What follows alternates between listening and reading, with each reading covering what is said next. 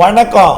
செல்வகுமாரின் முக்கடல் காற்று பற்றிய அறிவிப்பும் இலங்கைக்கான வானிலை ஆய்வறிக்கையும் 2025 ஏப்ரல் 18 வெள்ளிக்கிழமை அதிகாலை நிலவர ஆய்வறிக்கை.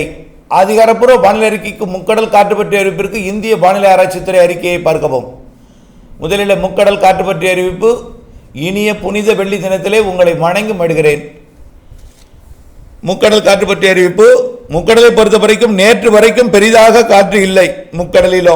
ஆனால் இன்றிலிருந்து தெற்கு திசையில் இருந்து, அதாவது குமரி முனை தொட்டு தூத்துக்குடி, அதாவது எத்தனை மணிக்குன்னா சுமார் 6 மணிக்கு மேலே தான் இந்த காற்று தொடங்கும். மதியத்தில் வலுவாக இருக்காது, மதியத்திலும் இருக்கும் காற்று. மதியத்தில் எடை குறைந்த படகுகளுக்கு சவால் கொடுக்கும் காற்று இருக்கும்.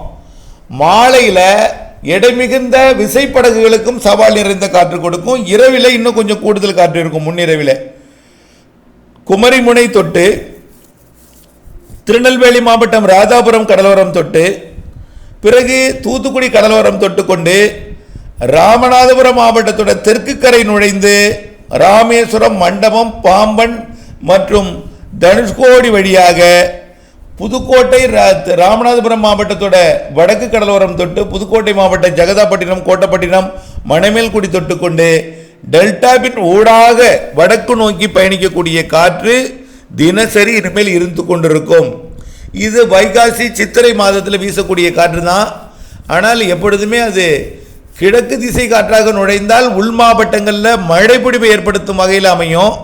ஆனால் இப்பொழுது அது தெற்கு தென்கிழக்கு திசையிலிருந்து, அதாவது டெல்டா தாண்டி நுழைஞ்சு கர்நாடகாவில் போய் குவிக்குது.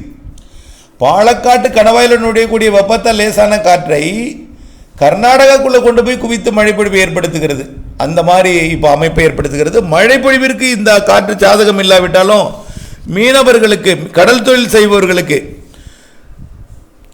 கொஞ்சம் அச்சுறுத்தும் காற்று தென்கடலோரம், டெல்டா கடலோரம் இருக்கும். அதாவது குமரி முனை முதல் தமிழ்நாட்டின் வடகடலோரம் வரைக்கும் கூட இருக்கும். இதில் கோடியக்கரை முனைக்கும் கன்னியாகுமரி முனைக்கும் இடைப்பட்ட பகுதியில் கொஞ்சம் வலுவாக இருக்கும். மாலை இரவு நேர காற்று இது 45 கிலோமீட்டர் வேகத்திற்கு சற்று கூடுதலாகவே இருக்கும். கொஞ்சம் இருக்கும், 45 கிலோமீட்டர் வரைக்குமே இருக்கும். ராமநாதபுரம் தெற்கு கடலோரம், தூத்துக்குடி மற்றும் திருநெல்வேலி, கன்னியாகுமரியோட முனை தொடங்கி கோடியக்கரை முனை வரைக்கும் வடகடலோரத்திலும் இருக்கும். அது வடக்கு நோக்கி பயணிக்கும். அதாவது நேரடியாக வடக்கு நோக்கி பயணித்து சென்னைகிட்ட போய் ஏறும், நெல்லூர் போய் ஏறும், மசூலிப்பட்டினம் போய் ஏறும், அப்படி இருக்கும். அதனால் இந்த கடலோரத்தில் பயணிக்கக்கூடிய சித்திரை வைகாசியில் வீசக்கூடிய வைகாசி விசாக காற்று என்று நீங்கள் அழைக்கக்கூடிய அந்த காற்று இருக்கும். இனிமேல் இருந்து கொண்டே இருக்கும் எல்லா நாளும். இப்படி இன்றைக்கு 18ஆம் தேதி மாலை இரவில் தொடங்கும் காற்று மீண்டும் நாளைக்கும் மாலை இரவில் இந்த காற்று இருக்கும் கடலோரத்தை ஒட்டி. இது எடை குறைந்த படகுகளுக்கு கடுமையான சவால்களை கண்டிப்பாக கொடுக்கும். பெரிய படகுகளுக்கும் சவால் கொடுக்கும். அதனால் எடை குறைந்த படகுகளை மாலை நேரத்தில், இரவு நேரத்தில் இயக்குவது கடினம். இது நீங்கள் அறிந்த ஒன்று தான். வைகாசி மாதத்தில் தெற்கிலிருந்து வீசும் காற்று உங்களுக்கு எப்படிப்பட்ட சவால் கொடுக்கணும்னு உங்களுக்கு எல்லாமே தெரியும். சரியாக சித்திரை தொடங்கிட்டாலே உங்களுக்கு அந்த காற்று வந்துடும். அப்போல்லாம் நீங்கள் மீன்பிடித்தலில் உங்களுடைய திட்டங்களை மாற்றிக்கொள்வீர்கள். அதுவும் உங்களுக்கு புரிந்த ஒன்று தான். அப்படிப்பட்ட ஒரு காற்று மீண்டும் இந்த ஆண்டுக்கான காற்று தொடர்ச்சியாக மாலை வந்துவிட்டால் வீசக்கூடிய காற்றாக இனிமேல் தொடர்ந்து இருந்து கொண்டிருக்கும் என்பதை தெரியப்படுத்த விரும்புகிறேன். எல்லா நாளுமே இருக்கும். பெரும்பாலும் மதியத்தில் தொடங்கும், மாலையில் கொஞ்சம் வேகம் அதிகரிக்கும், முன்னிரவிலையும் அந்த காற்று இருந்து கொண்டே இருக்கும். இது மழைப்பொழிவை ஏற்றும் அளவிற்கு கிழக்கு திசையிலிருந்து மேற்கு திசை நோக்கி குவிக்காமல் தெற்கு தென்கிழக்கு திசையிலிருந்து வடக்கு வடமேற்கு திசை போய் ஆந்திரா கர்நாடக எல்லையில் போய் குவிக்குது. ஆகவே இதுதான் கொஞ்சம் பிரச்சனை மழைப்பொழிவிற்கு. ஆனால் இது மீனவர்களுக்கு, கடல் தொழில் செய்வதற்கு கொஞ்சம் அச்சுறுத்தும் காற்றாக மன்னார் வளைகுடா மற்றும் பாக் ஜலசந்தி பகுதியில் இருக்கும். தமிழ்நாட்டின் வடகடலோரத்திலையும் இருக்கும். தொடர்ந்து எல்லா நாளுமே இருக்கும். ஓகே, அடுத்தபடியாக தூத்துக்குடி கொழும்பு, தூத்துக்குடி மாலத்தீவு, தூத்துக்குடி லட்சத்தீவு இடைப்பட்ட சரக்கு போக்குவரத்திற்கு தூத்துக்குடியில் கிளம்பும் பொழுது மாலை இரவிலே இருக்கும். அதனால் நீங்கள் என்ன செய்யணும்னா, அதிகாலைக்கு பிறகு காலையில், மதியத்தில், மாலைக்குள்ளே அங்கேருந்து கிளப்பிடணும் உங்களுடைய சரக்கு போக்குவரத்தை. மாலைக்கு முன்னே அது குமரி முனையை தாண்டிட்டா எந்த பிரச்சனையும் கிடையாது. மாலைக்கு முன் குமரி முனையை தாண்டிட்ட பிரச்சனை கிடையாது. காலை தொடங்கி மாலைக்கு முன்பாக குமரி முனையை தாண்டிடுங்க. அதுக்கப்புறம்